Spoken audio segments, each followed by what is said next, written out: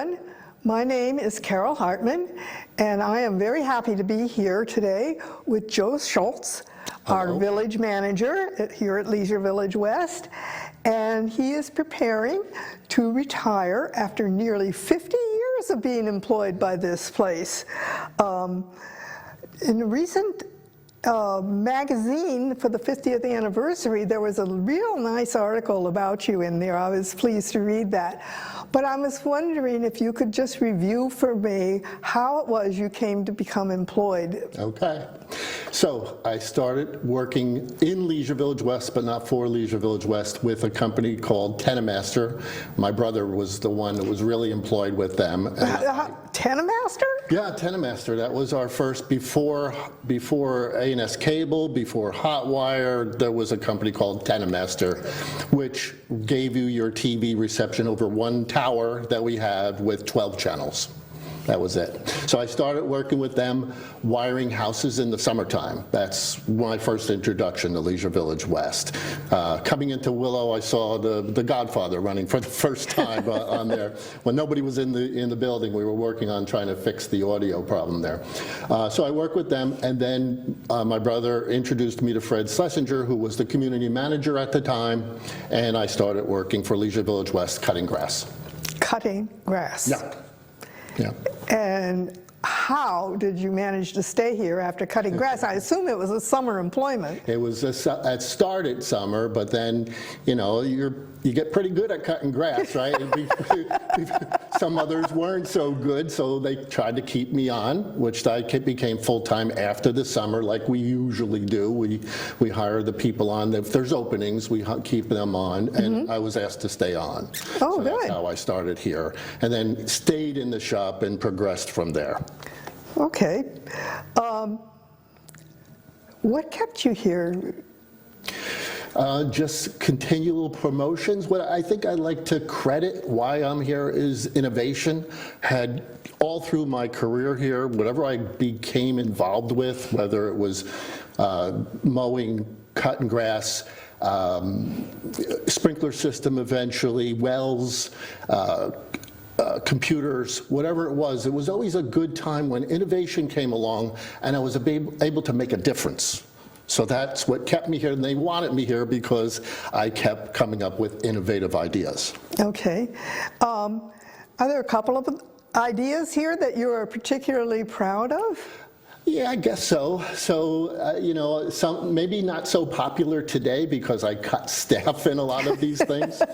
So with mowing in particular, I discovered a mower out when I was driving home that I immediately saw was the way to go, right? Because back then we used to have what was called up-front mowers, where the mower deck was in front of the machine. A wide one, I presume. 48, 60 inches, something like that. And it would you had to... You rode behind it in a sulky, you know, like you do with horse racing, oh, a sulky, okay. or some other method of staying up with the machine. But it spewed grass all over the place, and we had to have 31 guys. We stopped work early, and we had to go rake everything up. Oh, I hate that. Constant complaints with guys walking around with rakes on their shoulders, not doing anything, right? 31 people you're paying to do this. And then I saw this machine. Having been a mechanic here, I immediately knew this was the way to go. I introduced it to the trustees. I filmed it myself with my own camcorder, you know, to show them what it could do. It was laughed at first, but then they caught on real quickly because it not only cut the grass fast, it caught the grass. So it carried the grass behind it, and you can dump it and then vacuum it up. It revolutionized the way we cut grass here. It's the way we cut grass now, right? Yeah. We pick it up, drop it at the street, and pick it up with a vacuum. And we went from 31 rakers to how many people now? Down to 15 people for cutting grass from 31. That's a good innovation. Right, so that was pretty popular in the time, but cutting staff obviously today may not be so popular. Yeah. The other area that I think I made a huge difference was in wells. So you may not know this, but the first part of Leisure Village West, almost until Encore, so all those homes, had irrigation that was fed off of the water tower right across the street on the Leisure Knolls side. Okay? On the Leisure Knolls side? Yeah, it was the only one water tower at that time. Oh. On the Leisure Knolls side. All of your water for taking a shower and everything like that was all fed off of the same system that our irrigation was on. So naturally in the summer, they would just cut us off. We couldn't irrigate anymore. But when we were irrigating, the water bill was close to $300,000 a year. Oh. So you can imagine if Encore didn't switch over to wells, we would be like $500,000 worth of water bills alone, right? So the then trustee, the board president at the time, Ben Hannigan, embarked on an idea to convert all of the older section to wells. So it started off okay. They would hire a company to put in a well, and then they would hire the same company to trench miles around the community to hook up where each location where the MUA hooked to, the water tower hooked to. It started off a reasonable price, but that eventually built up to about $75,000 per well. Whoa. Right. So I came in. And a few years back, that was quite significant. Back then, right, in the 80s, that was pretty significant. Yeah. So the chance of getting off of MUA water and $300,000 a year was stretched out for many years at that cost, right? It would take them a long time to convert. They put me in charge of irrigation. I said, well, perhaps we can do that in-house with our people. I would hire a company to put the well in, but then we would trench the miles, 20 miles or whatever it was of trenching, just like when they put in Verizon, right?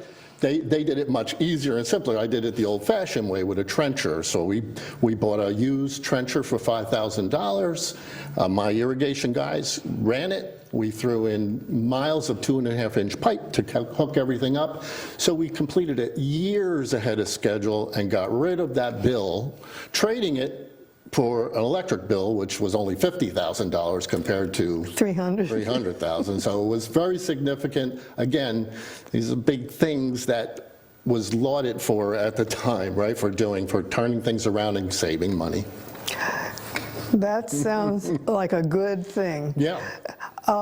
You told me an interesting story before we started talking here today, and I thought maybe it would be worth sharing with the community, and that was about the fact that we didn't always have our fountain. Yeah, sorry, that just came up today. So in the background picture there, you'll see the Leisure Village West sign and the fountain running. Mm-hmm.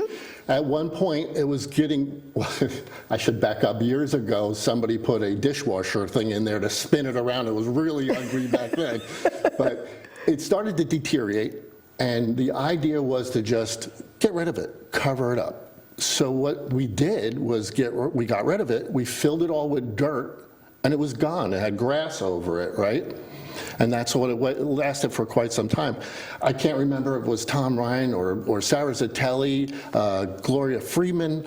They got together, got the funding for it, and brought it back. So yeah, it was unsightly, but it became back to its glory again, thanks to the... So how long has it been back? I've only known the village for a relatively short time here, compared to 50 years, but... 50 years goes so quickly. I can't remember. It was like maybe 10, 12 years ago, maybe. I think it was longer because I first started coming down here in the 80s. Okay, but I was the community manager in 2004, and it happened during my time frame, so it's within 18 years. Really? Yep. Wow. Well, it must have been soon after you became village manager. Must have been soon after. Soon afterwards. Now, are there some things that you think that might have gone better? Oh, wow. That's interesting. Yeah, of course. I mean, once you get into politics, and this is not just managing the community, it's politics. Correct. There's all kinds of domestic issues that can occur, right, like that. So yeah, there's always something that could go better, manage some things better, find more savings maybe somewhere. down the road or something like that. Yeah, nothing's coming to my mind that would be better. Yeah, well, of course not. You always forget about the bad things, Right, right, you always do. Well, you know, when I was thinking about things that I wanted to talk with you about, I was thinking, oh my goodness, this is an incredibly difficult community to manage. Think about the number of people here and the number of different opinions. Yeah. And that the turnover. I mean, you're getting turnover, and the turnover here too. For 50 years almost. It's completely generation. I think I worked with your parents, right? You did.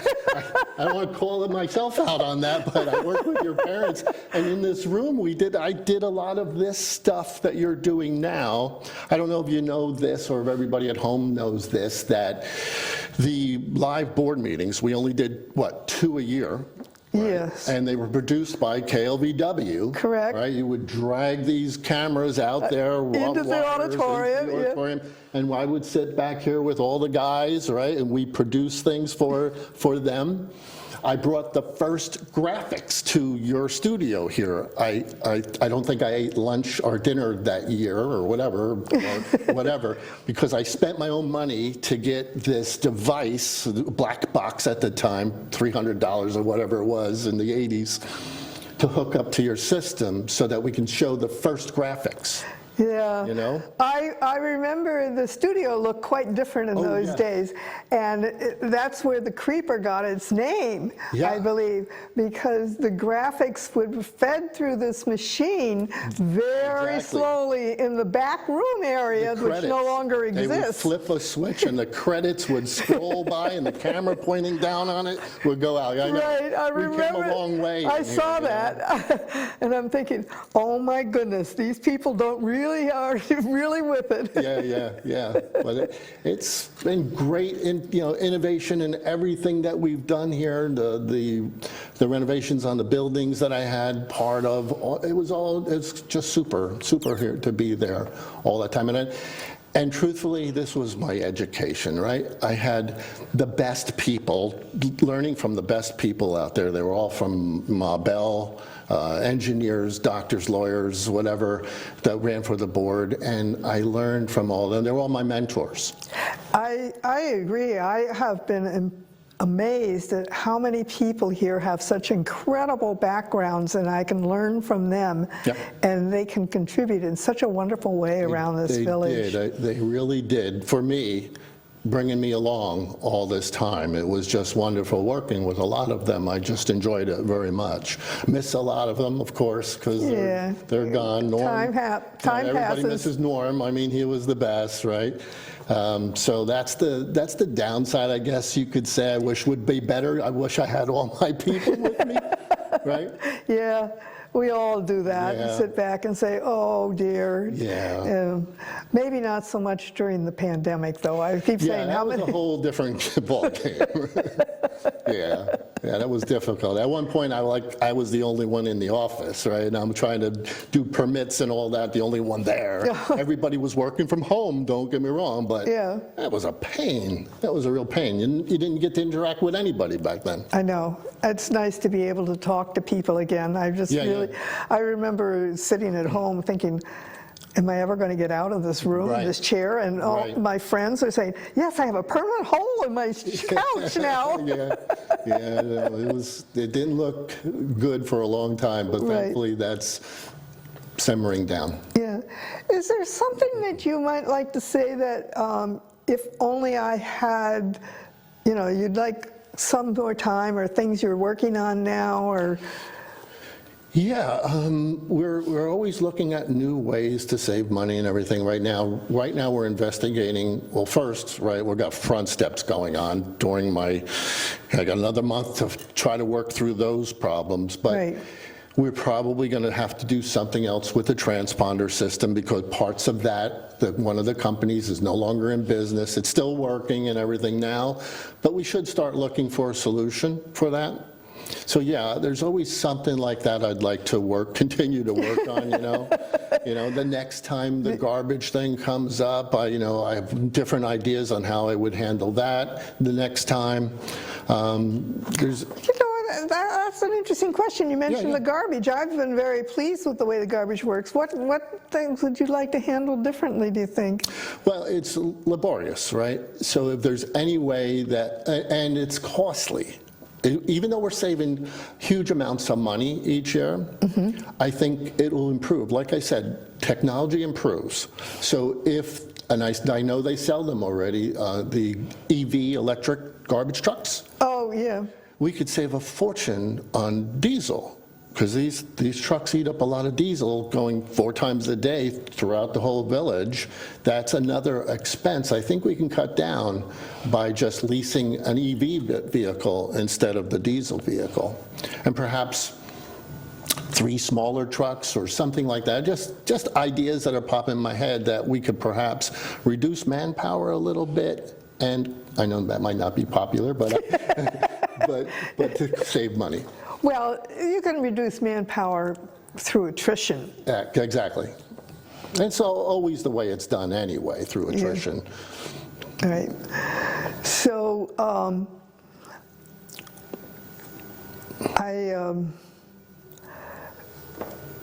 we're running through so many things here so rapidly, but I wanted to ask you, now that you are retiring, you're going to have a whole different lifestyle, and you've had a whole entire career here at Leisure Village. How are you going to supplement that? Do you have any plans for your retirement? Well, I don't know if it's a retirement. Right?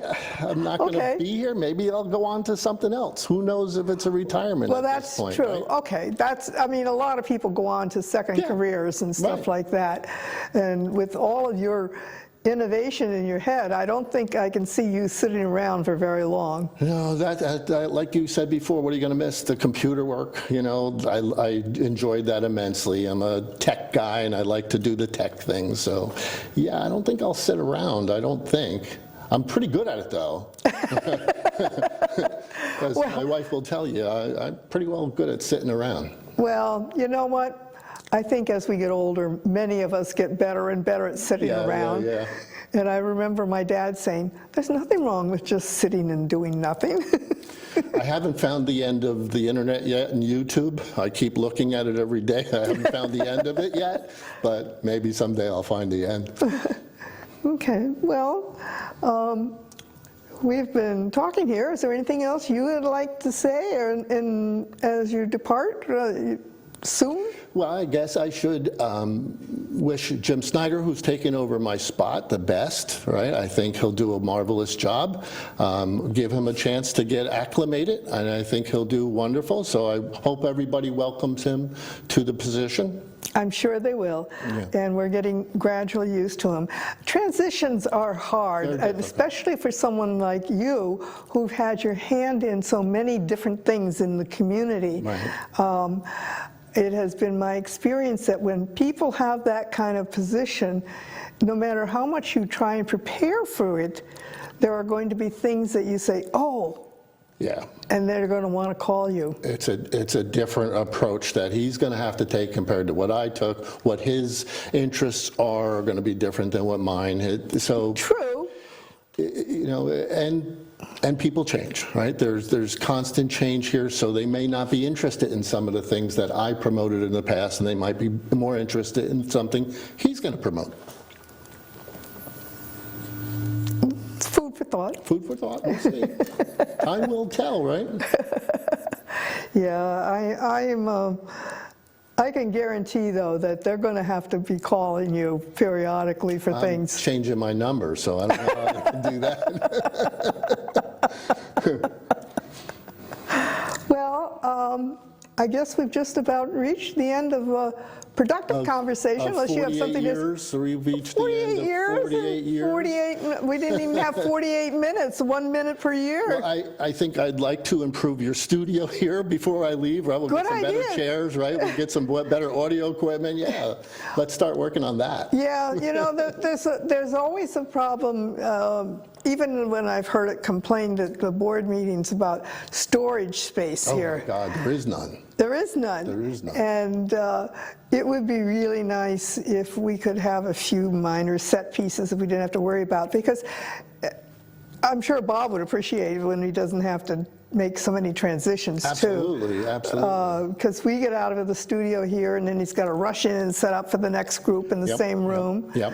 And this is our communication device right here. You're the one that is getting out the information to people and the enjoyment to the people, right? So we should invest a little bit, like we have. Well, you have invested, yeah. You've done a good job. In there, right? I remember, like I said, I remember the creeper, and then I remember when you bought the JVC switcher. Yep, yep. Well, we rebuilt that whole studio. Oh, yeah, what, that was 3 in. times now? Yeah, I remember. I have some pictures in my phone about that. Yeah, yeah. Yeah, it was a big deal. Big deal, big deal. Yep. Yeah, it was. And the problem with something like that is you think, okay, you've done it, you don't have to do it now? Not true. No. Let's face it, cars we make last longer, computers we make last longer, and all of a sudden we realize we can't do it anymore. Right. Well, the technology changes and the formats change. Correct. You know, and you got basically 2 studios, right? We do the studio for the board meeting. Correct. So, you know, maybe the hand-me-downs would go there or something like that, the TriCaster hand-me-downs up there, something. Again, that's something that I would miss, right? I like doing Planning for that stuff. Yeah. Maybe we'll call you in for a project. There you go.